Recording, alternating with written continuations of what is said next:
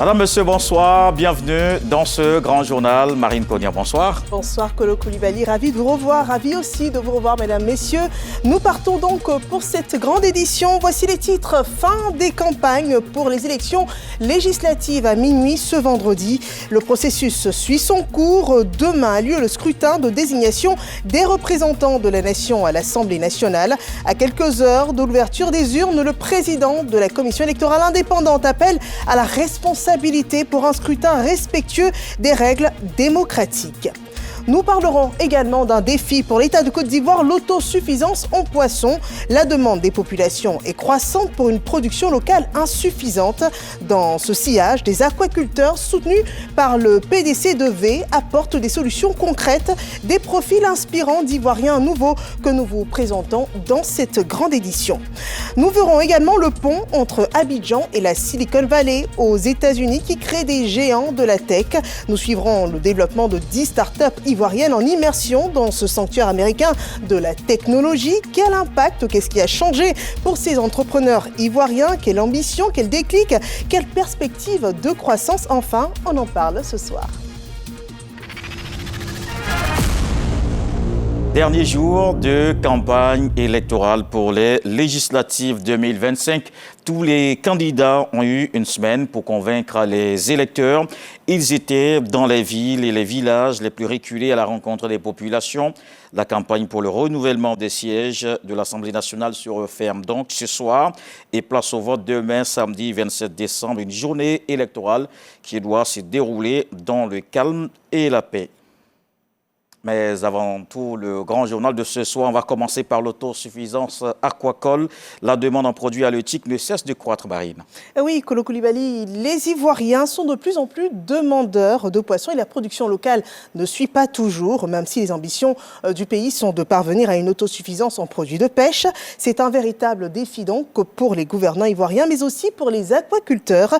Jean-Luc Mombo nous présente ce soir 3 parcours pour un seul objectif, celui de réduire les importations, produire local et nourrir durablement des profils citoyens inspirants aux initiatives transformatrices pour du poisson d'avenir, suivant ce reportage.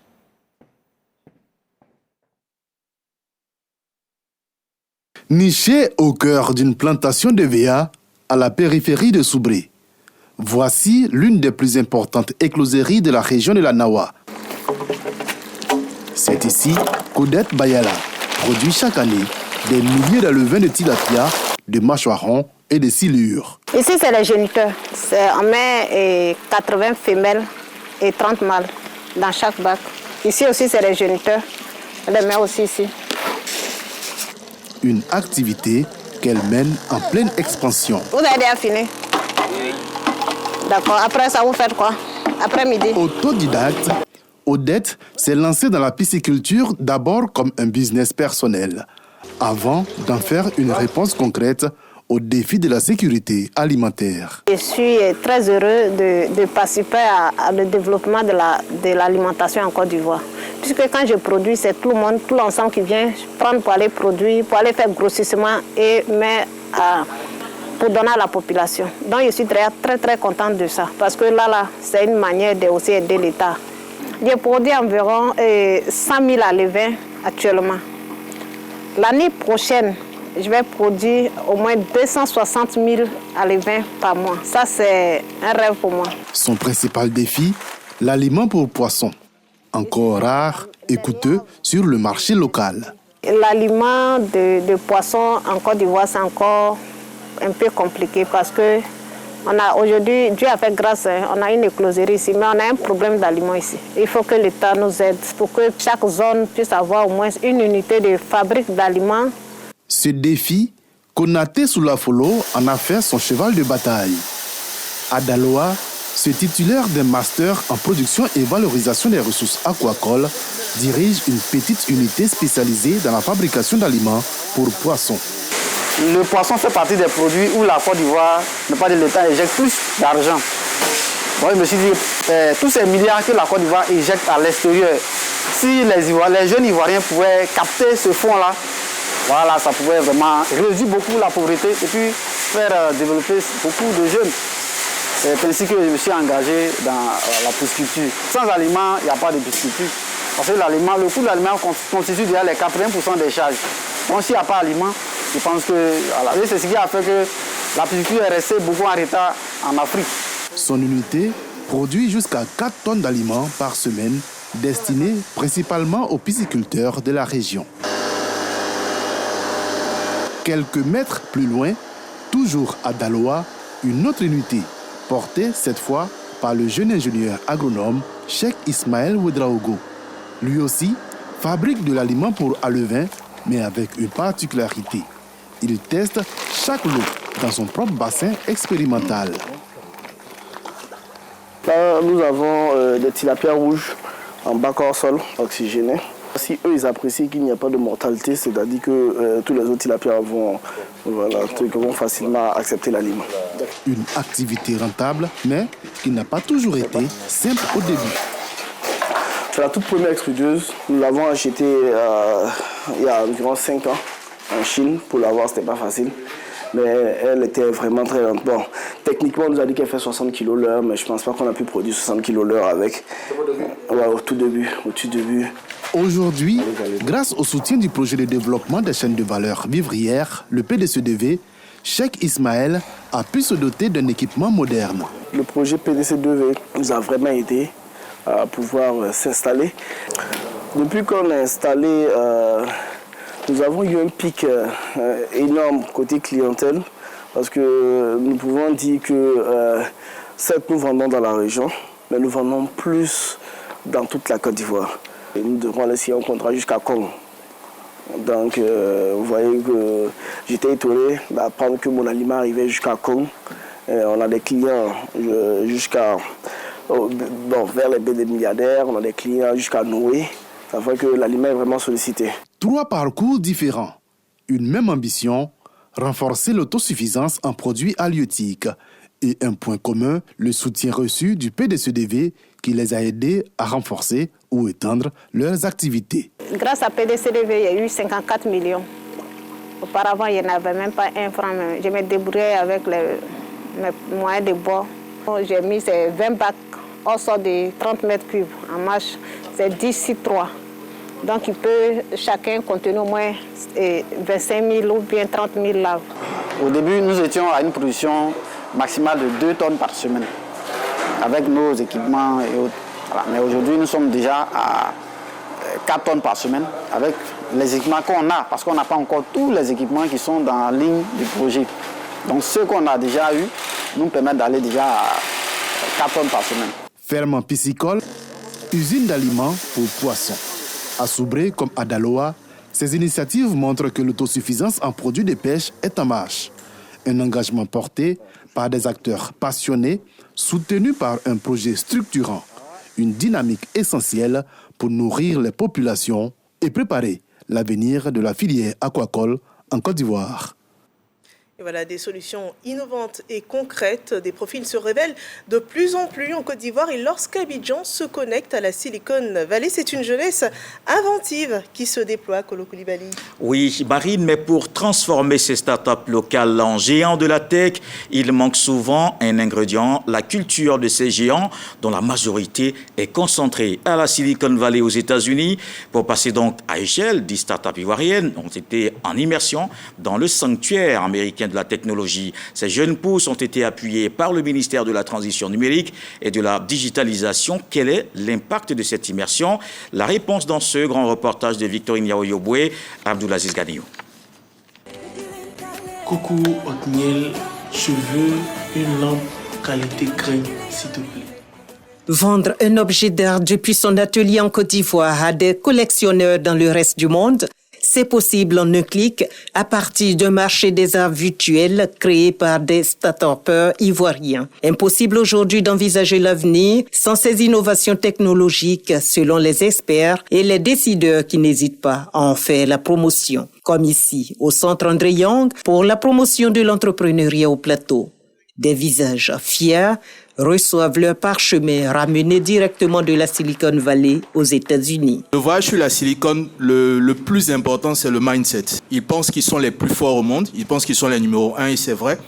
Et quand vous avez ce mindset en tant qu'entrepreneur, en fait, vous n'avez pas de limite et ça permet à votre entreprise de grandir. La deuxième chose, c'est la résilience. Les Ivoiriens sont très, très résilients. Si on combine ça au launchpad que constitue la Silicon Valley, on va bâtir, pas des unicorns, on va bâtir des éléphants. Pour être plébiscité aujourd'hui, il a fallu être sélectionné parmi les startups les plus prometteuses de la Côte d'Ivoire à Ivoire-Tech Champion, compétition des jeunes pousses locales dans la course au numérique lancée en début d'année par Africa Novatech. Près de 60 startups ont participé à cette compétition et à la fin, 10 ont été retenus. S'ensuit alors la mission d'immersion à la Silicon Valley, le temple américain de l'innovation et de la technologie en février 2025. Pendant 10 jours, start-upers et entrepreneurs ivoiriens côtoient les géants de la tech tels que Amazon, Meta. Baigner dans un tel écosystème ne peut que repousser les limites. La délégation ivoirienne l'a confirmé. De février à décembre 2025, les 10 start-up sont en train d'écrire une nouvelle page du numérique et de la digitalisation en Côte d'Ivoire, comme le montre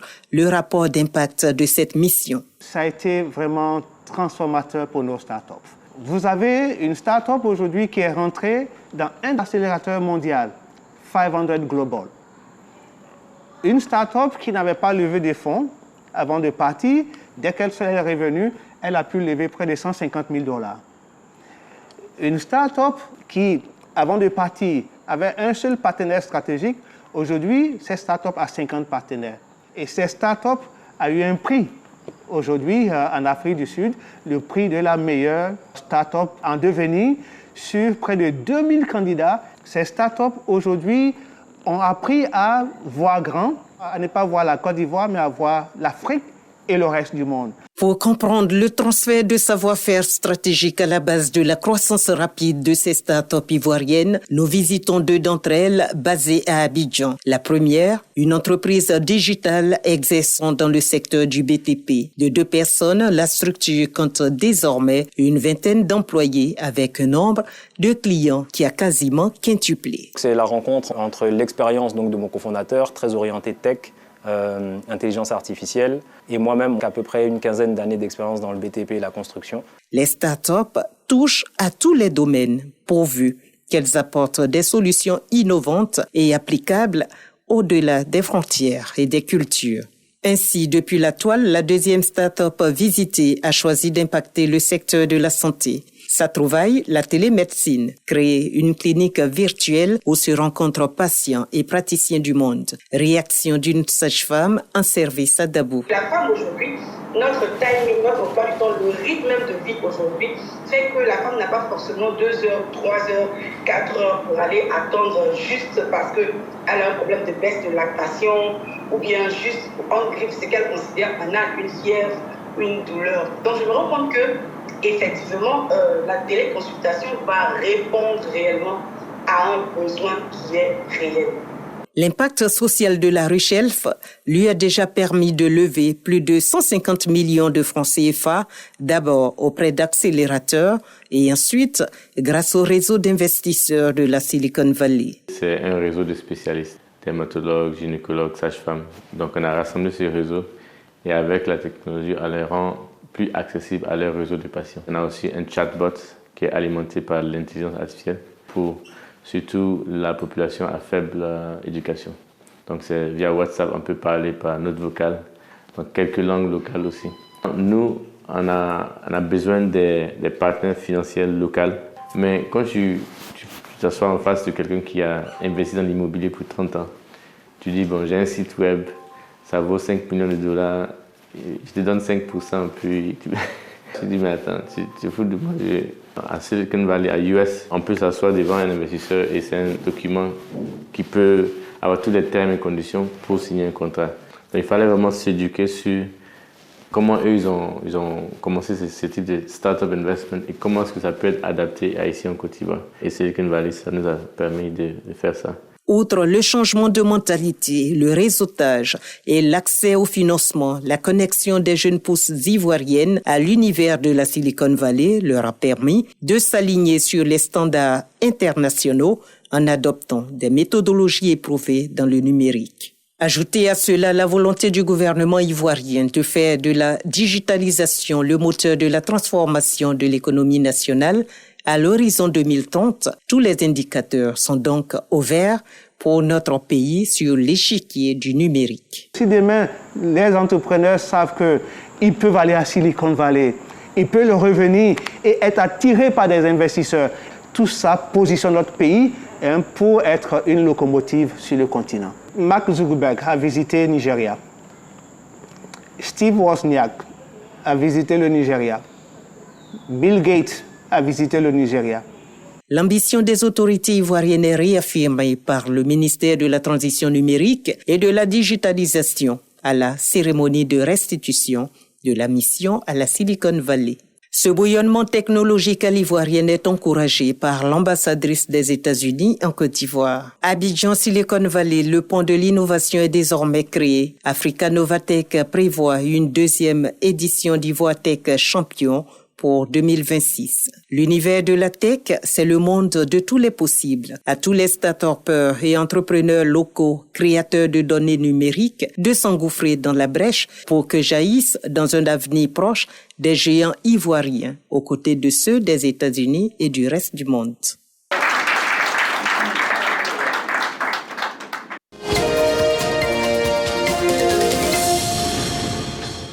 Et un invité pour parler de cette immersion aux États-Unis, Stéphane Koulibaly, directeur de l'innovation au ministère de la Transition numérique. Bonsoir. Bonsoir. Alors, on vient de voir dans ce reportage des startups ivoiriennes propulsées au cœur de la Silicon Valley. Les résultats sont-ils à la hauteur de cette campagne, de cette mission? Je pense que les résultats sont même au-delà de ce que nous avions espéré initialement. Bien sûr, les résultats chiffrés sont toujours un peu délicats à partager, surtout un an seulement après une expérience aussi enrichissante. Cependant, nous avons des points assez concrets quand il s'agit de l'impact que cette immersion a eu sur nos start-upers, quand il s'agit de leur vision stratégique du développement de leurs solutions, de leurs projets. Ils réfléchissent maintenant en termes de global, de mondial, alors qu'avant c'était plus local et régional. Ça a aussi permis de pouvoir avoir un changement dans leur approche, dans leur stratégie de mise en œuvre de leurs solutions, mais surtout de pouvoir bénéficier des retours comme des investissements, des intégrations d'accélérateurs mondialement connus. Et donc, c'est une opportunité pour nos startups de pouvoir vraiment s'afficher au monde entier et de pouvoir bénéficier de financements et de partenariats stratégiques techniques. Alors, Monsieur Koulibaly, bonsoir. Bonsoir. J'ai pu entendre dans ce reportage qu'il ne s'agit pas de former des unicorns, donc des lucornes, mais plutôt des éléphants. Cela dit que le projet a une portée nationale, donc un profit pour la Côte d'Ivoire. Comment est-ce qu'on peut expliquer l'impact palpable de ce projet-là à l'Ivoirien de Minignan, par exemple? Alors, l'ambition de Monsieur le Président de la République, son Excellence M. Alassane Ouattara, était de faire des champions nationaux. Et donc, notre approche au niveau du ministère de la Transition numérique et de la digitalisation, sous l'impulsion de M. le ministre Khalil Konaté, était de vraiment essayer d'accompagner des startups à fort potentiel à pouvoir justement bénéficier de cette immersion dans le centre technologique mondial qui est la Silicon Valley et d'en tirer le maximum de profit afin qu'elles puissent avoir cette vision internationale et devenir des champions nationaux représentant justement l'emblème de l'éléphant de la Côte d'Ivoire. On voit bien qu'il y a un impact tout à fait direct. D'ailleurs, dans le monde, les 10 premières fortunes sont issues de la tech. Donc, c'est important et c'est surtout un vivier pour les Ivoiriens, les jeunes Ivoiriens qui veulent évidemment innover. Et ça nous permet peut-être de nous projeter aussi, nous, la Côte d'Ivoire. Quelles sont justement les projections de notre pays en la matière? Alors, l'objectif, il est clair, c'est de devenir un leader régional en termes d'innovation et d'entrepreneuriat technologique. Et la Côte d'Ivoire a les moyens. Nous avons non seulement la matière grise, beaucoup de jeunes sortant de grandes écoles locales avec du talent, des jeunes dans la diaspora prêts à revenir aussi aider leur pays. Nous avons aussi des infrastructures, nous avons le marché pour les débouchés, pour faire des débouchés, donner des solutions de vente et un marché assez potable à ces startups. Et nous avons aussi un attrait qui est le Aquaba National qui attire beaucoup de personnes dans le secteur de la tech de manière générale, mais surtout au niveau du continent. Donc, le gouvernement ivoirien a pour ambition de faire du numérique un des facteurs de développement économique et social. Et donc ce programme d'immersion aux États-Unis et plusieurs autres que nous avons aussi entamés, notamment faire partir 20 startups à Paris lors du sommet Vivatech, ainsi que des échanges avec le Japon où 10 startups ivoiriennes sont aussi allées au Japon. Donc on va multiplier ce genre d'initiatives afin de pouvoir montrer le dynamisme de notre écosystème à l'ensemble du monde entier. Alors ce programme, c'est une initiative privée. En tout cas, il est parti d'une initiative privée. Est-ce qu'on peut affirmer que l'avenir de la Côte d'Ivoire est toujours dans la course à l'innovation technologique et cela passe par un partenariat public-privé? Les enjeux sont énormes. Nous sommes à l'orée d'une 4e révolution industrielle. Oui. On a l'ambition de devenir cet éléphant d'Afrique en termes d'innovation. Il nous est important et essentiel et même crucial de le faire tous ensemble. Donc c'est l'ensemble de l'écosystème, secteur privé, secteur public, secteur académique, société civile, que tout le monde s'y mette, notamment nos startups, nos jeunes entrepreneurs, se mettent à l'idée que ça va être un travail d'équipe et il faut qu'on y arrive tous ensemble en travaillant côte à côte. Et donc cette initiative a été émergée d'une initiative privée. Cependant, le gouvernement était là à leur côté, essayer d'établir les conditions de succès de cette initiative et de permettre de pouvoir justement collaborer et viser dans le même sens pour faire de ces éléphants des champions nationaux. Merci, Monsieur Stéphane Coulibaly, directeur de l'innovation au ministère de la Transition numérique et de la digitalisation, invité ce soir dans le Grand Journal. Et on poursuit avec ce qui fait l'actualité en sport sur le continent. La CAN au Maroc, 3 matchs disputés aujourd'hui, Marine. Oui, la CAN 2025, Kolo Coulibaly. Aujourd'hui, l'Égypte prend les commandes du groupe B avec 6 points d'avance et se qualifie pour le tour suivant. C'est d'ailleurs le premier pays à se qualifier pour la prochaine étape de cette compétition. Les Pharaons ont eu de l'avantage sur l'Afrique du Sud avec une victoire de 1-0. Zambie-Comores, deuxième rencontre de ce vendredi également. Un match qui s'est achevé sur un score nul et vierge, 0 partout. On a également l'Angola et le Zimbabwe qui, eux, se sont neutralisés sur le 1 but partout pour le premier match de la deuxième journée de la CAN 2025. Il se joue encore en ce moment le match Maroc-Mali, un match aussi décisif. On écoute.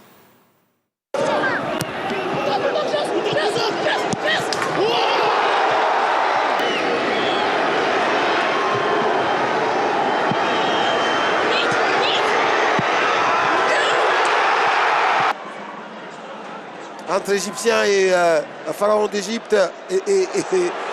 Attention, Mohamed Salah qui est dans ses œuvres, la phase de réparation. C'est sûr du côté gauche. La Panenka de Mossala. Chang Mama. Attention, est-ce qu'il va réussir? Attention! Et le but! Alors on revoit cette action. Regarde. Il lui a marché dessus. Ouais. Après on va voir maintenant ce que l'arbitre va décider. Est-ce qu'il y a but ou pas? Non, il n'y aura pas de but parce qu'il l'a devancé à coup franc. Et pas but, tout à fait. Voilà, il n'y a pas coup. Et voilà, rappelons que le pays organisateur, le Maroc, est face au Mali, un match en cours. Et sur place ici, l'actualité est dominée par les législatives. C'est le dernier jour de campagne ce soir.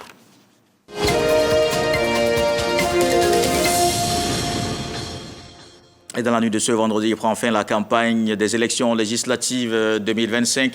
Demain samedi, c'est le jour du vote. Le président de la commission électorale indépendante s'est adressé aux candidats, aux électeurs et aux populations. Ibrahim Coulibaly Cuibière appelle à préserver la paix et la cohésion sociale. Je vous propose de l'écouter.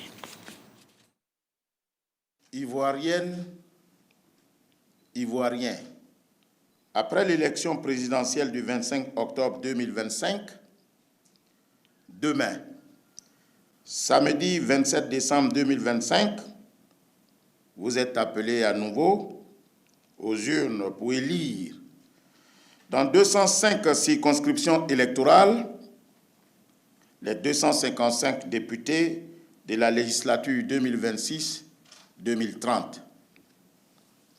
À cet effet, sur l'ensemble du territoire national, Les bureaux de vote ouvriront à 8 h et fermeront à 18 h à quelques heures de cette autre échéance majeure pour notre démocratie. Je tiens à saluer et à féliciter l'ensemble des acteurs du processus électoral pour la bonne conduite de la campagne qui s'est déroulée dans un climat globalement apaisé.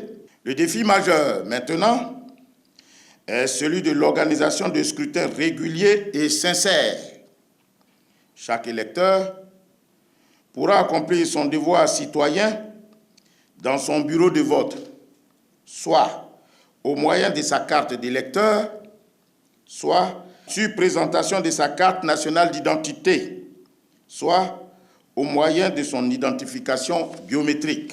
Certaines cartes ont fait l'objet de prédations par des personnes inconnues dans 3 circonscriptions. Bien que cet acte répréhensible n'ait pas d'effet sur la conduite des opérations électorales, nous avons pris le soin de rééditer les cartes concernées. Ainsi, l'électeur qui n'a pas encore retiré sa carte pourra, le cas échéant, procéder à son retrait directement dans son bureau de vote avant de voter. Je voudrais encourager nos compatriotes à se mobiliser massivement et, dans le calme, à se rendre dans les bureaux de vote afin d'y accomplir en toute responsabilité leur devoir civique. Chers collaborateurs, après avoir réussi l'organisation de nombreux scrutins, nul ne saurait douter de votre engagement et de votre dévouement et de votre professionnalisme. C'est pourquoi, une fois encore, je sais pouvoir compter sur chacun de vous pour relever avec rigueur et responsabilité le défi de l'organisation d'un scrutin juste, transparent, crédible et apaisé.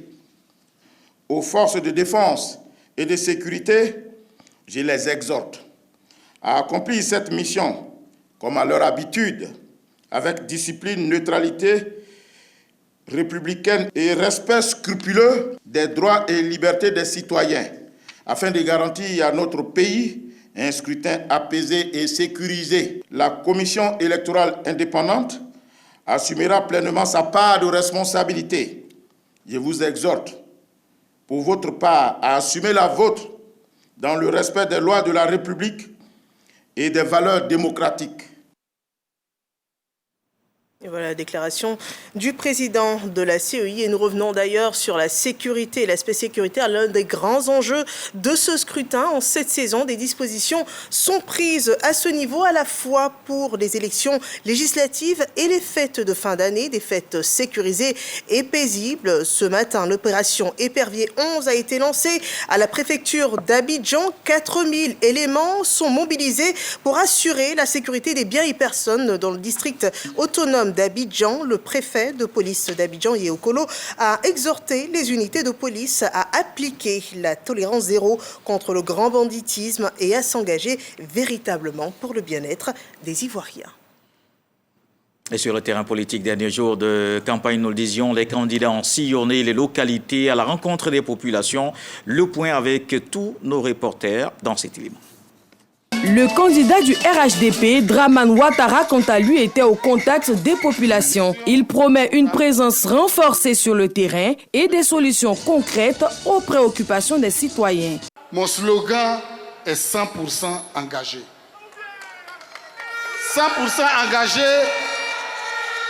parce que nous ne serons pas à l'hémicycle pour faire de la figuration. Nous serons à l'hémicycle pour apporter notre contribution, pour agir dans l'amélioration des conditions de vie de nos populations à travers le vote et l'inspiration des lois. Voilà le rôle des députés.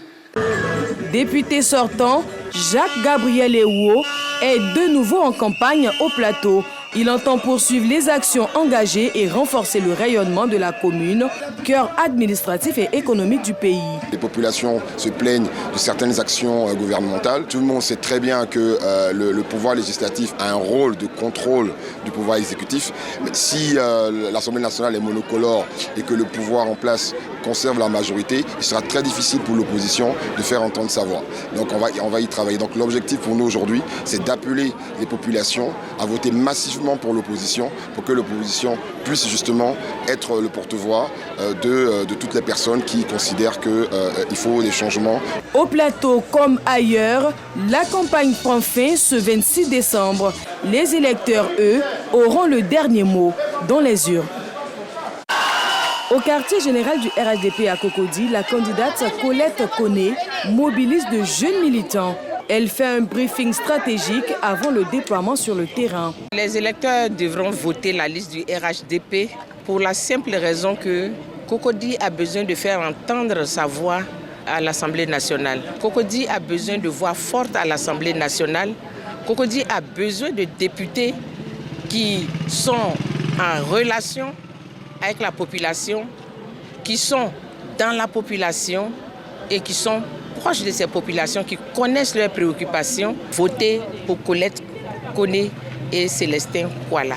Candidat du PDCI RDA, Jean-Marc Yassé communie avec les femmes du marché Cocovico. Dans une circonscription détenue par son parti, il veut remporter ses législatives avec les voix de ses commerçantes, piliers de l'économie locale. Je suis venu une fois de plus, comme j'ai fait le tour dans tous les endroits où je vais, confier cette élection à mes mamans de Cocovico.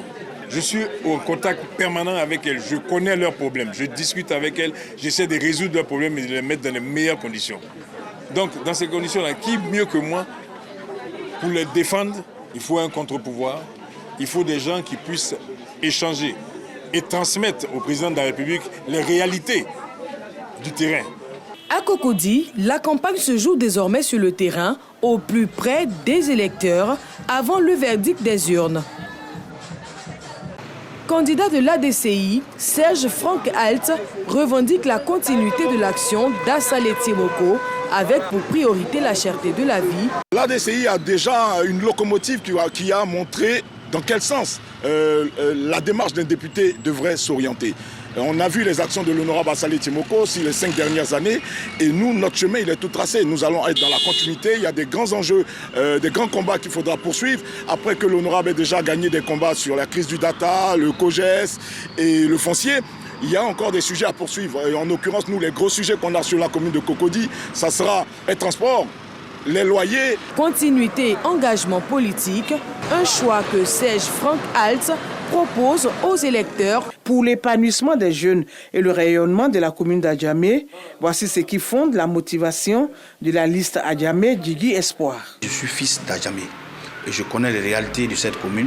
Donc j'interpelle toute ma population, toutes les jeunesses de cette commune que nous nous battons pour eux.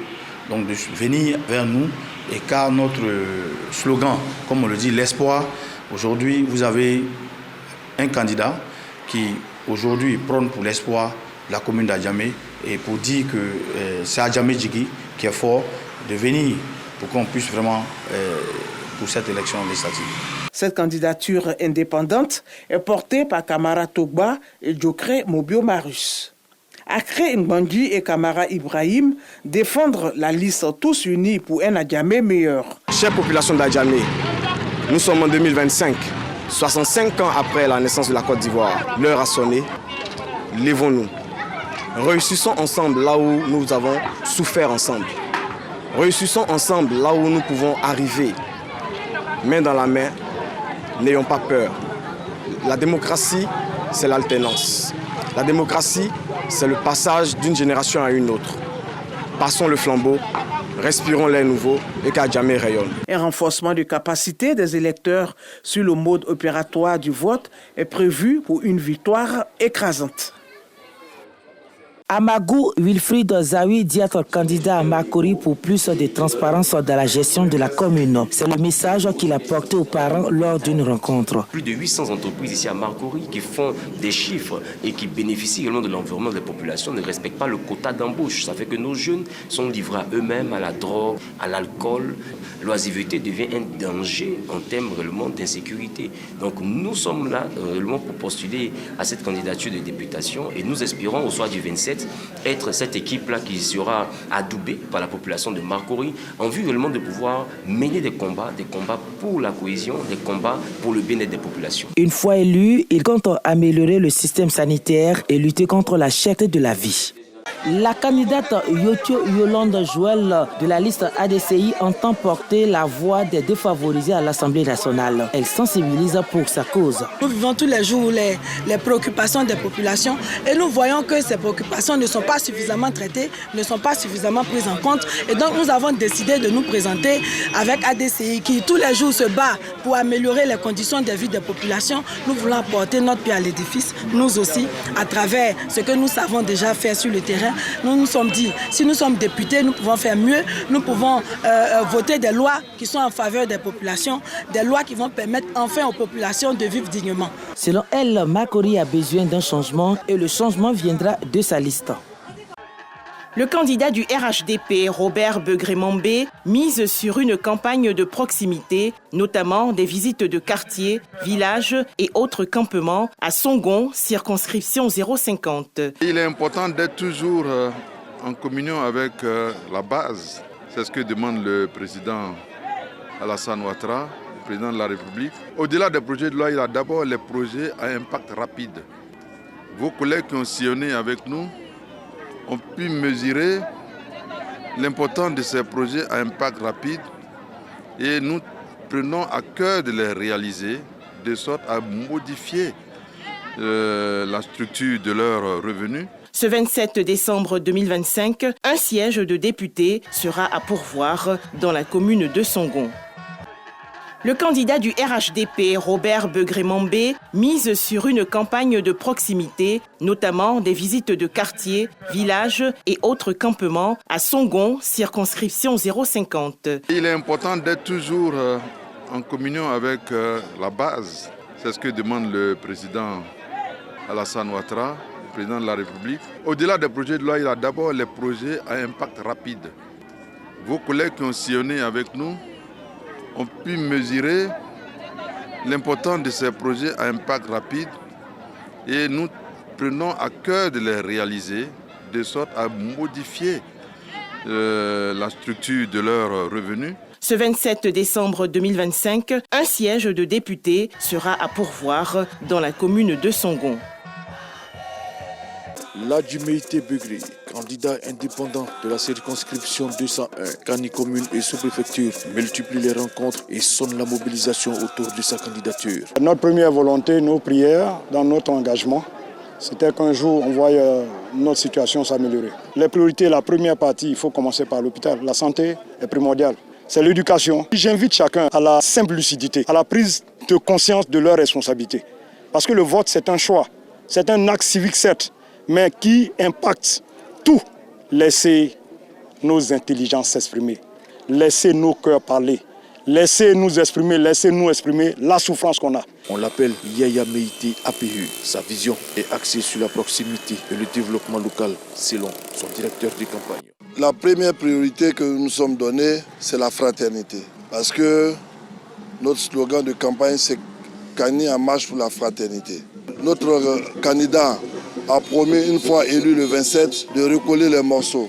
Deuxième priorité, c'est de continuer à œuvrer à la proximité avec sa population et de porter leurs préoccupations, aussi bien au niveau de l'éducation, de la santé et de tous les autres domaines de la vie au Parlement.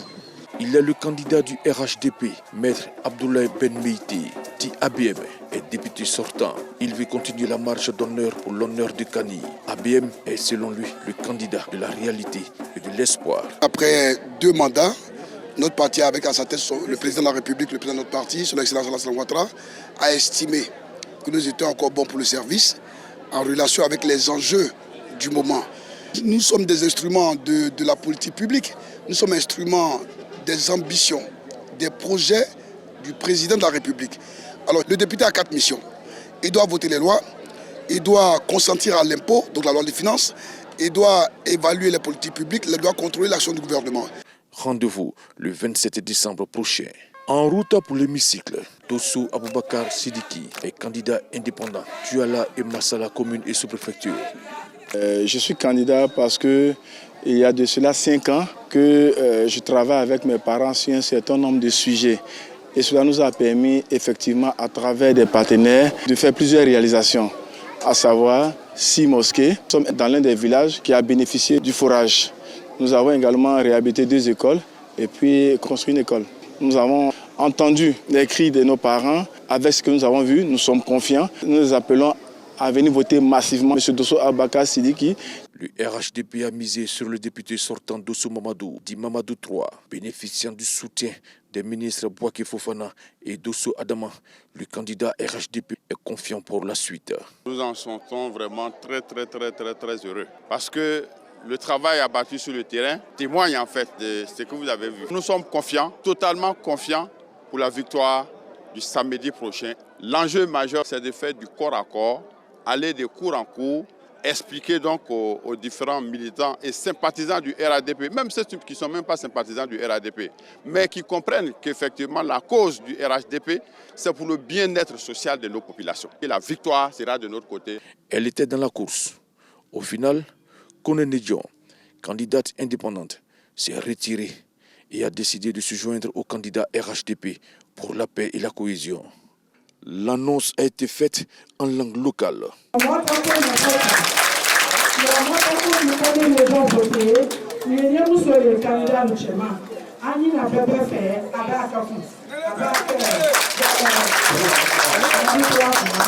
Rendez-vous le 27 décembre prochain. Dans la circonscription 202 Bobi-Djarabana, commune et sous-préfecture, Ségila sous-préfecture, Fofana Losseni, candidat indépendant, veut le siège des députés. Je suis candidat pour représenter mes parents à l'hémicycle et de voter les lois et du contrôle de l'action du gouvernement.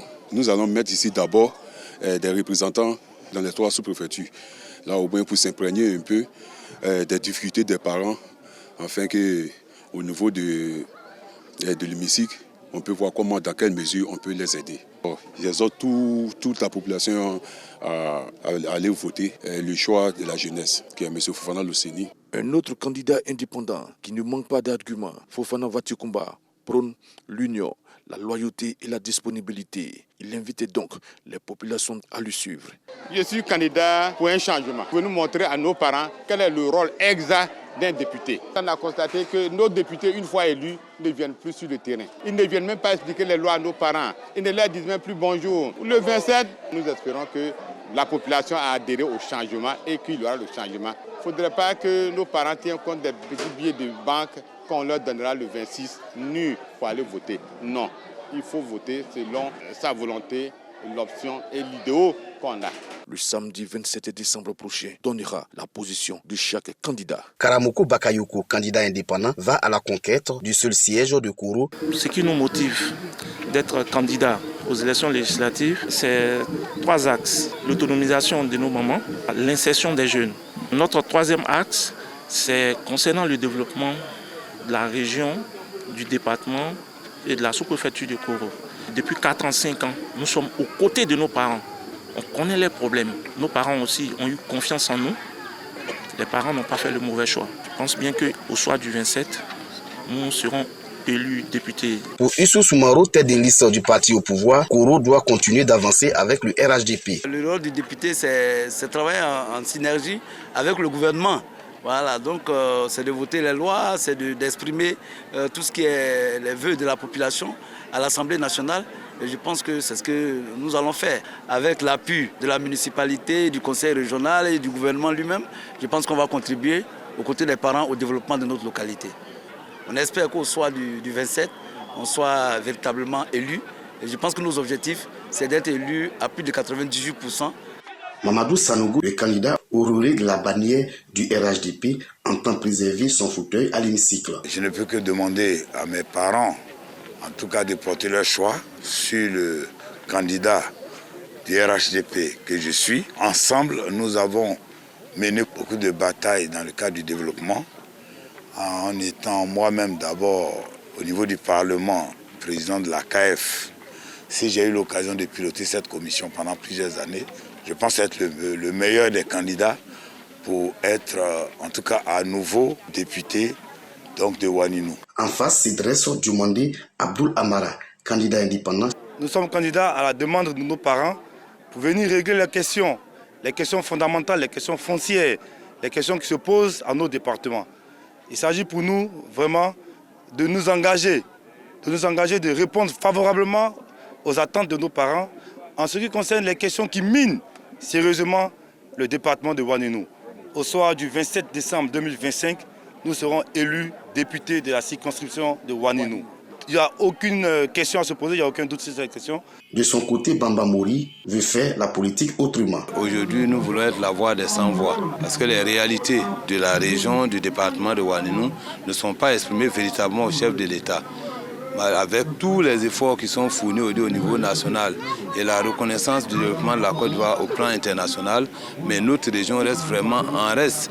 Il y a la mévente des produits agricoles et personne ne défend nos parents parce que ce qui est présenté aujourd'hui n'est pas la réalité du terrain. Et les parents sont fiers de nous. Au soir du 27, c'est nous qui serons élus députés. Bamba Mamadou compte sur son expérience pour triompher au soir du 27 décembre 2025. Notre région est infectée de problèmes entre les agriculteurs et les éleveurs. Cela fatigue énormément nos parents et Dieu voulant, si nous sommes élus, nous allons trouver les aboutissants afin que ce problème-là soit résolu à travers une loi organique de la République de Côte d'Ivoire. Concernant donc les fonds alloués à la jeunesse, nous allons chercher pourquoi est-ce que la jeunesse du BAFIN ne profite pas pleinement de ces fonds. Les couleurs de la convergence nationale de la jeunesse du BAFIN pour ados sont défendues par Djumandi Amara. Vu les réalités auxquelles nos parents sont confrontés, on a décidé en tout cas de venir apporter ce qu'on sait faire par rapport au projet des parents. Et dans ce cadre-là, on a deux projets majeurs. C'est déjà le premier projet, c'est le respect des prix Bois-Champ. On va faire l'effort pour que les acheteurs achètent au prix recommandé par l'État. Le rôle d'un parlementaire, c'est de contrôler l'action du gouvernement. On va en tout cas faire l'effort pour que la route qui était prévue pour Touba-Ouaninou soit vraiment effective. Dans le Poro, à Kémou et Napié, commune et sous-préfecture, 3 candidats sont en lice, 1 du RHDP et 2 indépendants. Candidat à sa propre succession, Souleymane Silué défend les couleurs du RHDP. Il dit vouloir poursuivre son plan de développement à travers les actions de son parti. À la population, je leur dis de voter le candidat d'Alassane Ouattara. Le candidat du RHDP, c'est le candidat d'Alassane Ouattara. Et chacun ici, la population le sache qu'Alassane travaille très bien. La circonscription fait 150 villages et tous les 150 villages sont électrifiés à 100%. Donc je pense que le président de la République en a fait beaucoup. Les hôpitaux, il en a construit beaucoup. Et ensuite, les petits dispensaires, beaucoup a été construit. Donc ici, vraiment, le président de la République a travaillé. À Karakoro et Kombourdougou, commune et sous-préfecture du Poro, 2 candidats sont en lice. Candidat du RHDP, Tuo Seriba, fort de 2 mandats mis sur la continuité et les actions de développement portées par son parti. 100% des villages de ma circonscription Karakoro Kombourdougou électrifiés. 100% de ces villages ont bénéficié des compteurs à carte. Quand nous venions aux affaires, on avait à peine 2 centres de santé. Aujourd'hui, on a plus d'une dizaine de centres de santé dans la zone. Ainsi que les écoles primaires, tout a été multiplié. Nous pensons que nous n'avons rien à craindre. Et c'est la continuité. Ce mandat, c'est un mandat de continuité pour accompagner les actions du président Alassane Ouattara. En face, Ouattara Adama Bémitian, candidat indépendant et chef d'entreprise, entend porter la voix de Karakoro et Kombourdougou à l'Assemblée nationale en s'appuyant sur les actions déjà réalisées sur le terrain. Je ne ferai pas la bouche fine. Rien que pour cette année, j'en ai fait 32 forages pour ces 2 localités-là. Et les années passées, j'en ai également fait beaucoup de forages parce qu'on sait que l'eau est source de vie. Malgré les efforts que le gouvernement déploie pour satisfaire donc, les populations en besoin d'eau, il va sans dire qu'on remarque par endroits une certaine disparité. Mon rôle, c'est essayer donc d'apporter ma modeste pierre à l'édifice. À Bougou, Katogo et Mbengue, commune sous-préfecture de la région du Poro. La compétition législative bat son plein. 3 candidats sont en lice. Candidat du RHDP, Koulibaly Ali Kader, brigue un 3e mandat. Solliciter un autre mandat afin de poursuivre l'œuvre de développement que nous avons déjà entreprise depuis plus de 15 ans. Pour une question de cohérence politique, il ne serait pas bon de stopper cet état-là. Avec l'appui de l'État, du gouvernement du président Alassane Ouattara, nous avons pu, sur les 60 villages, il n'y avait que 5 villages qui étaient électrifiés avant 2010. Aujourd'hui, nous avons les 60 villages qui sont électrifiés, 10 campements qui sont électrifiés. Nous sommes partis de 8 centres de santé à aujourd'hui 35 centres de santé. Soro Ngolonin Mamadou, ancien maire de Mbengue et candidat indépendant. Cet administrateur des services financiers dit répondre à l'appel des populations en quête de changement. C'est temps quand même que nous suivons un peu la vie chez nous ici. Après avoir été le maire de Mbengue de 2013 à 2018, alors nous avons reculé. Mais les parents n'ont pas arrêté de nous solliciter et nous aussi nous n'avons pas déserté le terrain. Nous avons continué notre action de proximité. Et il se trouve qu'à un moment donné, l'appel pressant de nos parents, de nos populations, à ce que l'on puisse se présenter pour mieux porter leur voix, a été tel qu'on ne pouvait pas l'éviter. À Boron, Dikodougou et Guimbe, commune sous-préfecture, le général Issa Koulibaly, candidat sortant du RHDP accompagné de son suppléant Yo Koyouman, est sur le terrain à Dikodougou pour solliciter un nouveau mandat auprès des populations en vue de permettre au président de poursuivre ses actions de développement. Toutes les candidatures ne conduisent pas à la cohésion.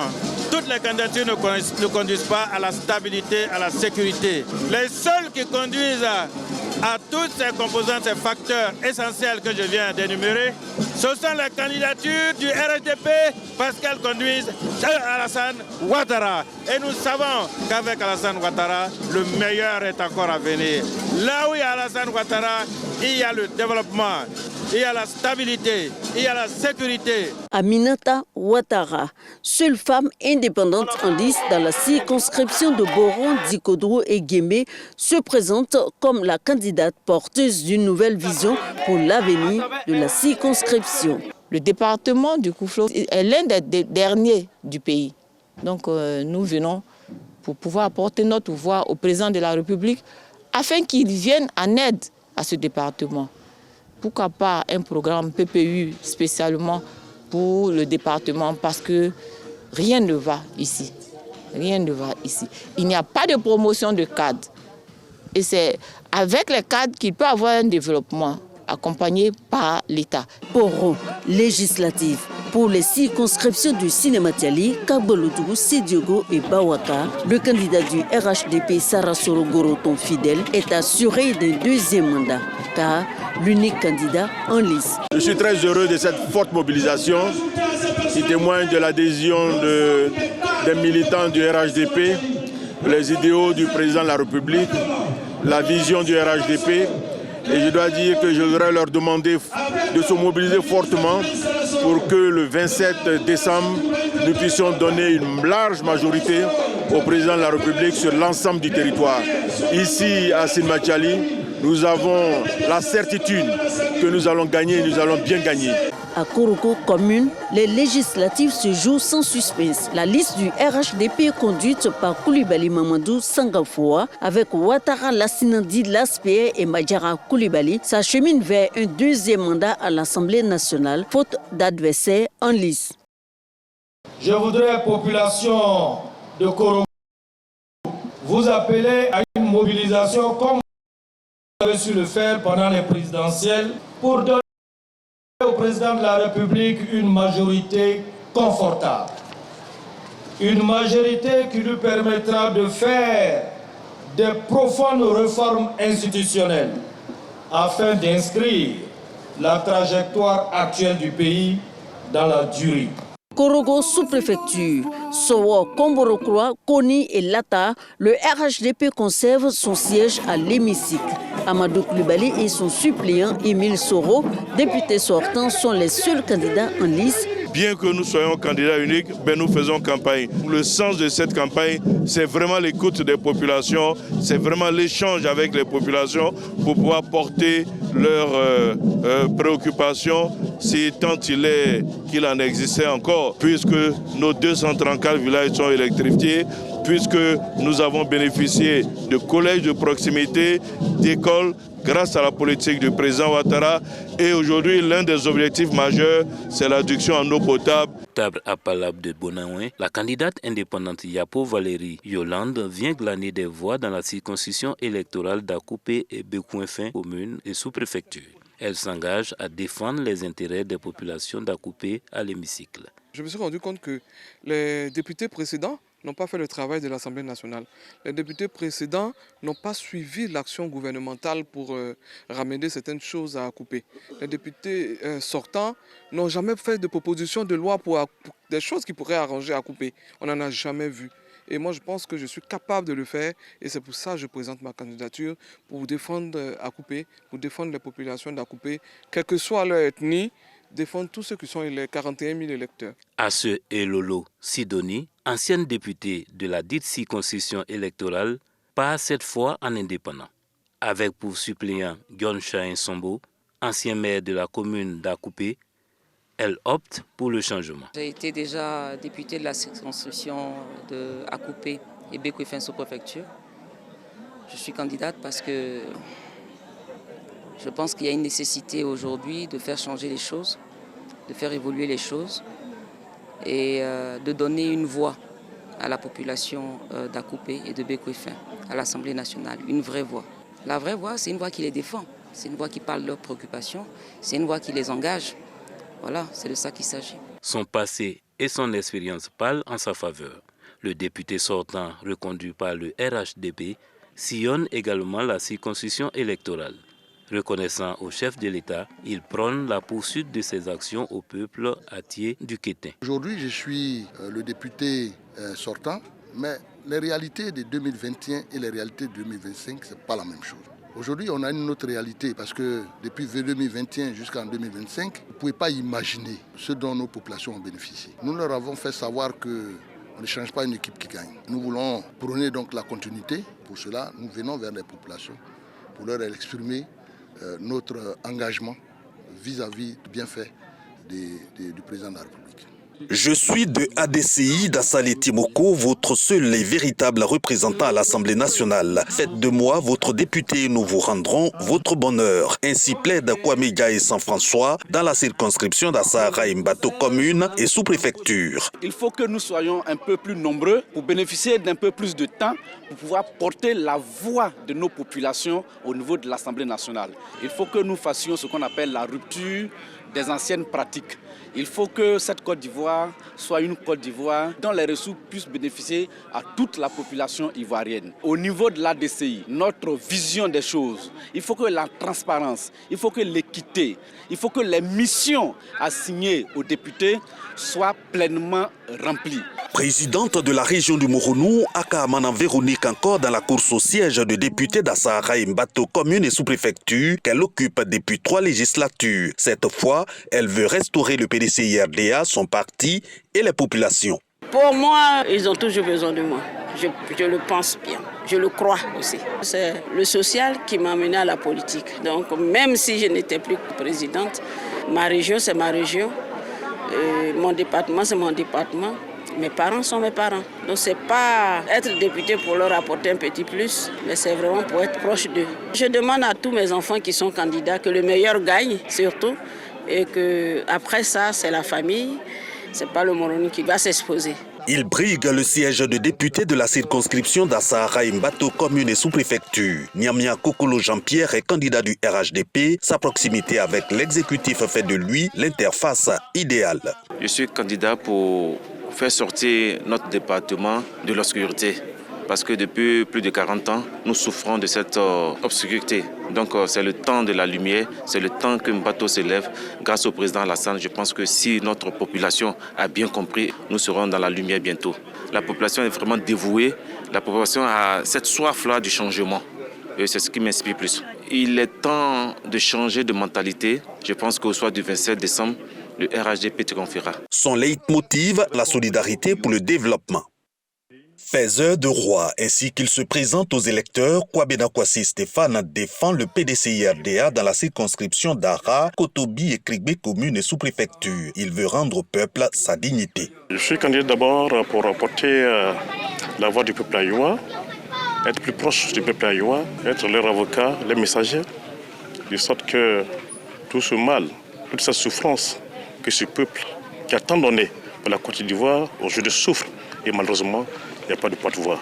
Je suis avec mon jeune frère, Dr Tano Stéphane, parce qu'à l'Assemblée, il faut quand même des cerveaux, il faut des têtes, il faut déjà quand même une vision, la connaissance du monde pour pouvoir apporter plus dans la Côte d'Ivoire et en particulier pour notre peuple aïois. Le candidat du PDCI-RDA est ingénieur commercial. Député sortant d'Ara, Kotobi et Krigbe commune et sous-préfecture, Nguessan Aondjon s'identifie au développement et à la proximité avec l'exécutif. Sa législature élogieuse, son atout pour continuer à représenter les populations. Je pense que j'ai bien travaillé, j'ai fait ce que je pouvais. Nous sommes dans la UANO et nous cultivons la paix ici, la cohésion, le vivre ensemble. J'ai décidé d'être dans la course pour que je puisse aider le président. Il faut qu'on l'accompagne dans sa mission. Donc il faut les députés du même bord que lui, le parti RHDP. On va voter les lois à l'Assemblée. Mais pour apporter un plus aux parents, nous sommes proches du président, nous sommes proches du pouvoir. On peut obtenir un plus pour nos parents. Donc c'est pour ça qu'on lutte. À Diabo, le candidat indépendant Nguessan Kwadio Léonce n'a qu'un seul mot pour convaincre les électeurs. Le développement de la localité et l'autonomisation des femmes sont ses priorités. Je suis candidat parce que je veux porter la voix de mes parents. Je lance l'appel à mes parents de me voter au soir du 27 décembre 2025 afin que je puisse véritablement être le député de la circonscription de Diabo et Languibonou, afin de porter leur voix et de les défendre à l'hémicycle.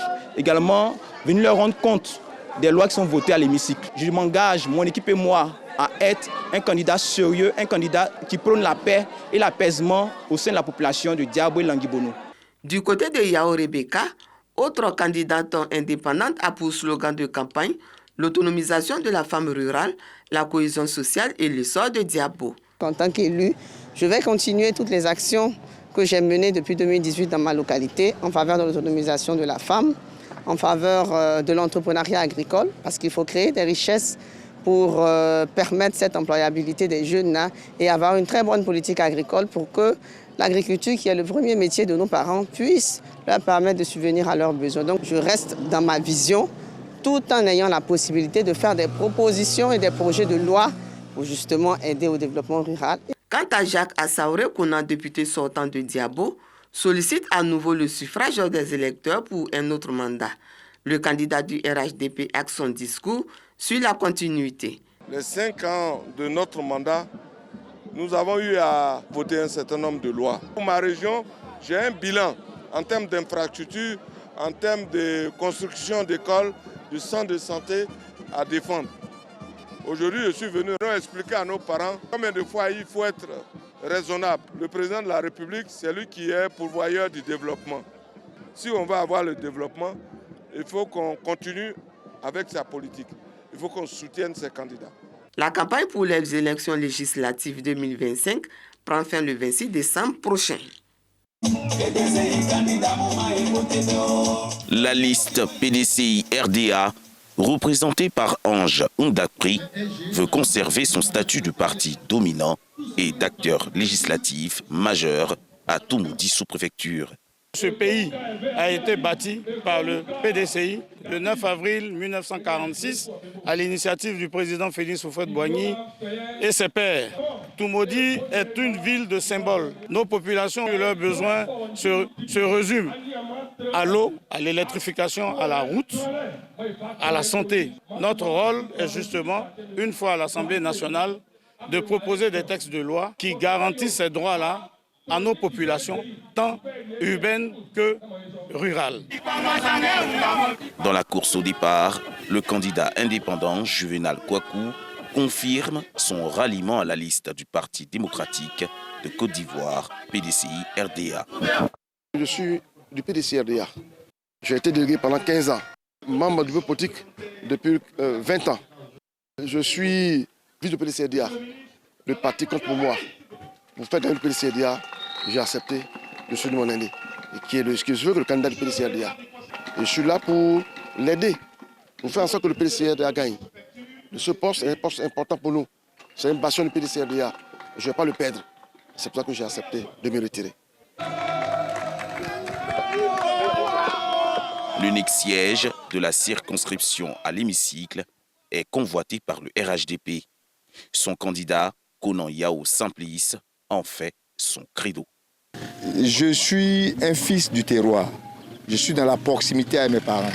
Je connais leurs problèmes. Je m'engage pour porter leur voix au Parlement. Je m'engage pour que les conditions sociales de nos parents puissent évoluer. C'est pour ça que je dis, pour vous, je m'engage. Je leur demande de faire de moi leur représentant. Celui qui va servir d'essuie-glace entre le pouvoir et les populations. Je suis leur fils, qu'ils me fassent confiance. La liste PDCI-RDA, conduite par Eugène Nguessan Albert Yao, parcourt la circonscription et échange avec les populations sur sa vision.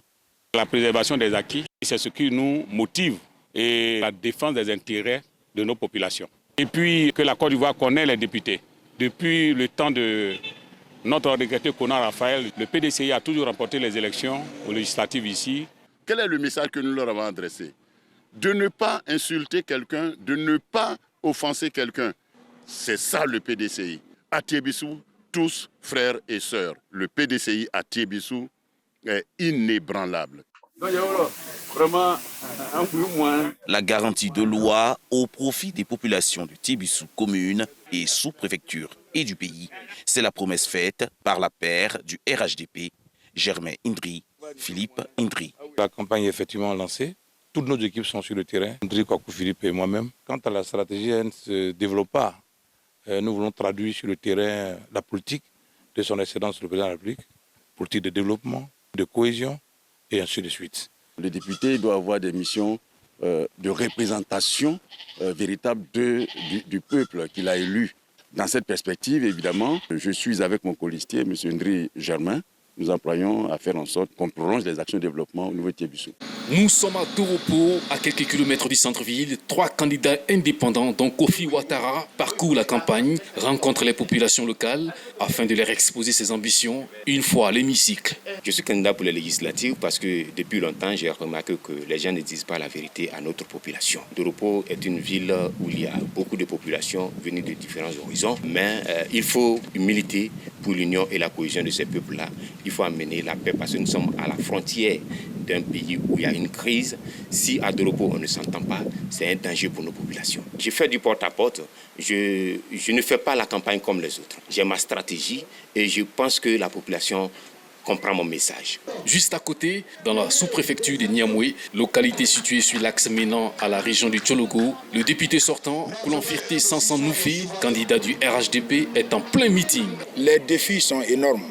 Chaque année, chaque semaine, pour ne pas dire chaque mois, nous multiplions les écoles, les pompes à motricité humaine, les centres de santé et tout ce qu'il faut pour le bien-être de nos populations.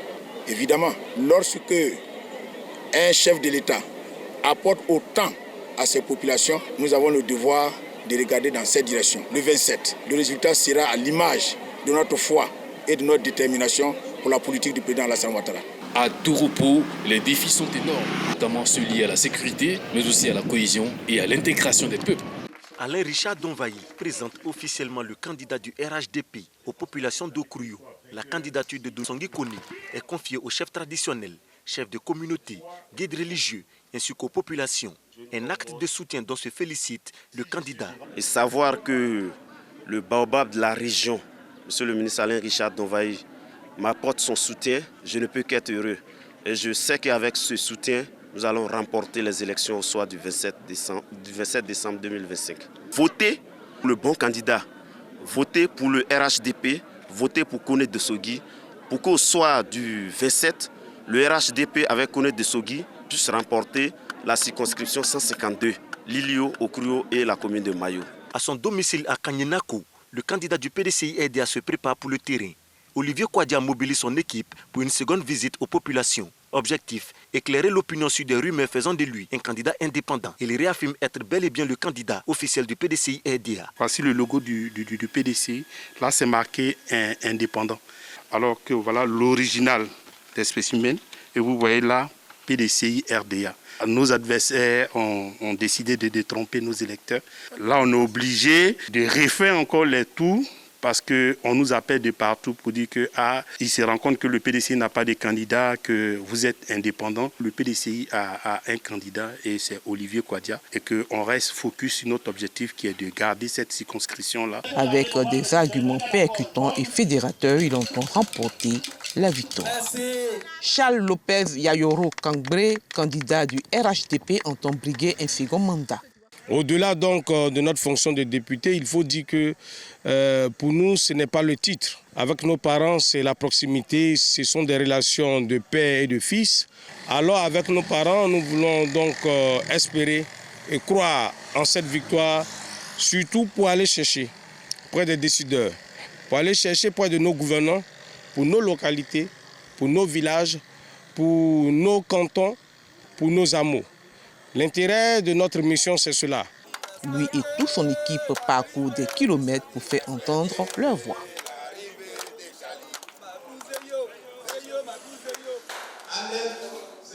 Après 3 jours de campagne intense à Salé Tchemoko de l'ATCI, député sortant échange avec les chefs traditionnels. Je pense que ma population a été complètement satisfaite du mandat qui est en finition, parce que j'ai véritablement accompli ma mission de député à Tia-Salé. Tous les trimestres, j'ai rendu compte de ma mission au Parlement. Tous les trimestres, j'ai sillonné ma circonscription, de sorte qu'il y a une grande familiarité entre moi et les populations. Je leur ai permis de comprendre le rôle du député, de comprendre la fonction essentielle dans une démocratie d'un député. Il compte sur la population pour briguer un second mandat. Alpha Sanogo, candidat du RHDP, a choisi le marché pour son dernier jour de campagne où il explique sa vision. Pour nous, le député, il va au-delà de ce que les textes écrivent. Parce que si je prends le cas des circoncisions qui ne sont pas dans la commune, ces circoncisions se développent comment? Pour moi, le député est la personne idéale. C'est la personne qui doit représenter cette population-là. Je suis candidat aujourd'hui à la députation pour apporter le développement à mes parents. Parce que nous manquons de tout. C'est le député qui doit aller faire un plaidoyer auprès des autorités, pouvoir résoudre les problèmes des populations. Il veut également changer l'image de sa circonscription en misant sur le social.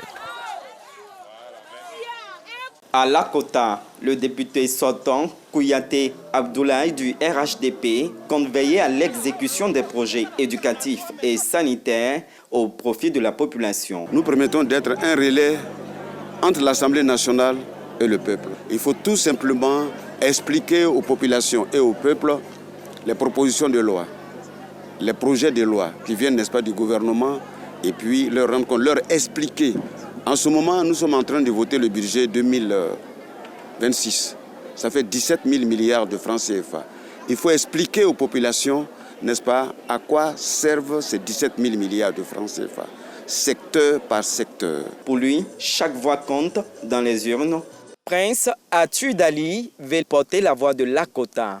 Il reçoit à son domicile un groupe d'enseignants et des habitants de la cité policière. Moi, je veux que le vote soit secret pour que des gens puissent effectivement dire ce qu'ils pensent et que ce ne soit pas un vote par acclamation ou les mains levées qui font que nous réagissons en fonction de nos partis et qui ne disent pas forcément la vérité du cœur et ce que la population attend. Deuxième chose, il faut que les votes ou les débats à l'Assemblée nationale soient en direct, voilà, qu'on soit télévisé et que tout citoyen sache ce qui se passe à l'Assemblée nationale parce que c'est nous, comme je suis citoyen, qui les envoyons là-bas. Sami Meri est le choix des oufouettistes pour le siège de député à Dougouko et Niambezaria, commune et sous-préfecture. On demande au gouvernement donc de les servir, de faire des écoles, de faire de l'eau, enfin des fontaines, des châteaux d'eau. Mais vous savez, tout est question de budget. Question de budget, mais je pense que la volonté y est. Aujourd'hui, en termes de taux de couverture d'électricité, c'est pratiquement 100%. Il y a un problème aussi au niveau de l'eau. Il va falloir qu'on travaille, qu'on soumette donc ce projet. Ensuite, au niveau des voiries, la route aussi, au niveau de la route aussi, il y a vraiment beaucoup à faire. Le député sortant est convaincu de sa reconduction à l'hémicycle. Pour Oumé, agissons. Voici l'engagement pris par Ala Kwadio Eric Sinclair, candidat indépendant aux législatives 2025. Il faut avoir un digne représentant à l'hémicycle. Et donc nous avons fait nos classes, nous sommes universitaires, nous avons dirigé la jeunesse à un niveau exponentiel. Mais aujourd'hui, la qualité des débats nous laisse perplexes. Je suis sociologue, parfaite communion avec la population. Nous allons faire des propositions assez concrètes. Population d'Oumé, nous avons un seul jour pour faire changer, pour faire bouger les choses. Votez Ala Kwadio Eric Sinclair et Kalaté Bourlaye pour une digne représentation de notre circonscription à l'hémicycle. Son engagement, défendre la cause des populations d'Oumé. Galvanisé par le soutien de son parti, le RHDP, Kwasi Diaflor investit village et hameaux du département de Oumé. Elle mise sur ce rapport direct avec les populations pour remporter cette élection. Oumé a dit oui au président Alassane Ouattara. Donc nous venons leur dire qu'il faille qu'ils complètent le oui en donnant donc la force au président Alassane Ouattara de faire passer ces projets de développement-là qui sont pour la Côte d'Ivoire, mais spécifiquement pour Oumé. Et je veux être ce porte-parole-là en tant que candidat du RHDP pour faire le plaidoyer, demander aux partenaires de faire en sorte que ces projets qui sont mis en œuvre pour toutes les populations de la Côte d'Ivoire touchent également le département de Oumé. Sa vision porter haut la voix des populations de Oumé. À Guitry, Patricia Yao, députée sortante, se représente pour le compte du RHDP. À sa résidence, elle reçoit les communautés qui se succèdent. Nous avons toujours fait une campagne de proximité. Les populations ont toujours souhaité nous rencontrer. Même quand nous voulons aller vers elles, elles sont les premières à venir vers nous. Depuis 6 heures du matin, notre résidence est prise d'assaut par les populations et nous avons l'obligation de les recevoir avant d'aller dans les villages et campements. Donc c'est ce que nous faisons. C'est véritablement une campagne de proximité. Nous allons au plus près des populations pour les écouter, pour entendre leurs préoccupations et leurs besoins afin que nous puissions les prendre en compte un tant soit peu. Patricia Yao espère que la population de Guitry va lui renouveler sa confiance.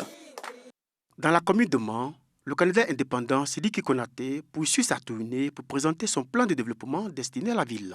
En tant qu'élu, c'est de représenter ma population, porter haut ses préoccupations, travailler aussi toujours à la cohésion sociale dans cette partie de la Côte d'Ivoire qui en a besoin. Donc renforcer les projets et les rencontres qui créent la cohésion et surtout échanger beaucoup avec la jeunesse pour l'orienter dans les différents projets qui peuvent lui servir, qui peuvent lui permettre de se réaliser parce que la Côte d'Ivoire a aujourd'hui beaucoup d'opportunités. Et nous ont donné 3 fois la confiance, nous leur demandons une 4e fois. Dans la circonscription des Marais-Zoneux, la campagne électorale se mène jusqu'à tard dans la nuit. Lorsque 3 candidats investissent dans 2 localités pour aller à la rencontre des populations et exposer leurs projets. À Bleu-Pleu-Cavalier, le candidat indépendant Goué Chalimagno échange avec les populations sur les enjeux du développement local. À Menton-Guiné, le candidat du RHDP Kiban Bernard réaffirme sa volonté de poursuivre les actions de développement déjà engagées. En 5 ans, mes actions au niveau des sous-préfectures de Marais-Zoneux, c'est 10 bâtiments de 3 classes,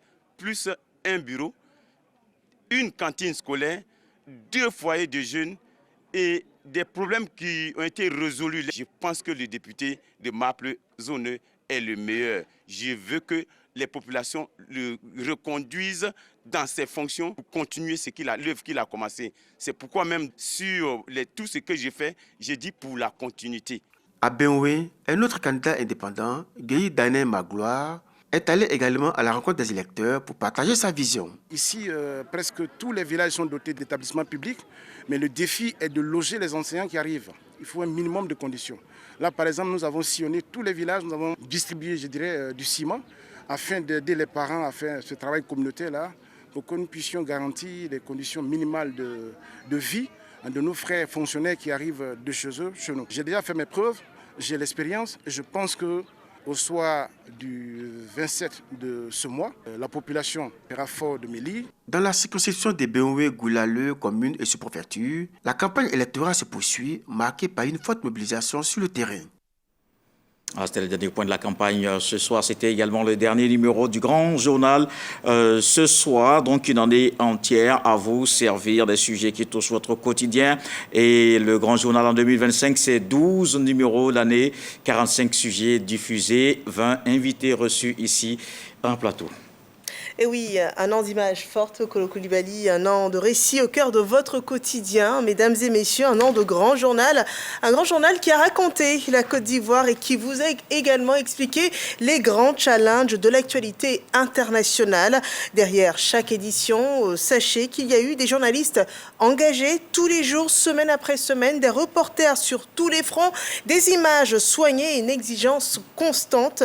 Un an après, le grand journal poursuit sa mission. Et l'histoire continue en 2026. Alors, rendez-vous le 30 janvier, Kolo Coulibaly. Oui, et surtout, bonne fête de fin d'année. Rendez-vous en janvier 2026. Fructueuse année 2026.